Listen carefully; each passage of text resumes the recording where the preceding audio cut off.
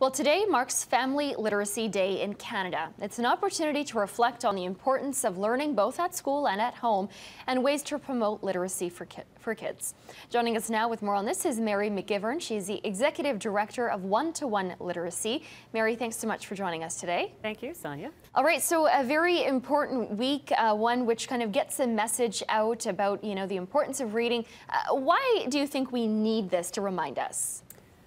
Well, families are busy and they don't always remember the importance of literacy, and this is just an opportunity to remind them to spend 15 minutes every day doing reading or any other literacy-based activities together as a family.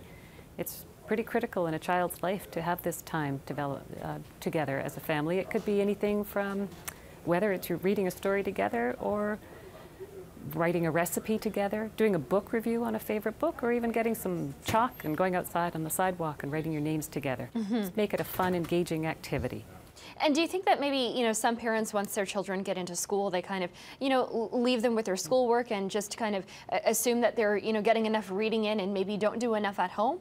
Not all parents do. Some still continue, but One Literacy Society comes in for those students who are not yet reading at grade level. And maybe there are issues at home. Maybe it's a single parent working a couple of jobs, doesn't have time to read with the child. Maybe English is not spoken in the home, or some parents just don't enjoy reading. And that's where we come in and we work with those students who struggle with reading and give them that extra one-on-one practice. So tell us, how do you come in there? Like, do you have to, do they have to contact you, the family has to contact you, or do you work with schools? We work directly in schools. Actually, our program is celebrating its 25th anniversary this year.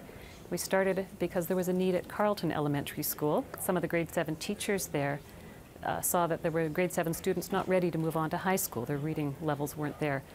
So we kind of grew our program over the years as teachers heard more and more about us. And we're now in 70 schools. We have 300 volunteer tutors that go in and work with the students that are identified by their classroom teachers as needing a boost with their literacy skills. All right. And as someone who's an expert on this, I mean, how early should parents start, reading with their children? As babies. It's the whole issue of just getting them comfortable looking at books. Even if they're toddlers, they are very, very interested in books. But it doesn't have to just be reading. It can be, as I said, any other literacy-based activity. Just have fun with it. Make it engaging. Don't make it a chore. Yeah, I mean, I have nephews myself, and I know one of them really doesn't like reading. It's kind of a chore to get him to do that. What advice do you have for parents that are maybe dealing with a child like that just simply doesn't like reading, doesn't want to do it, would rather play a game?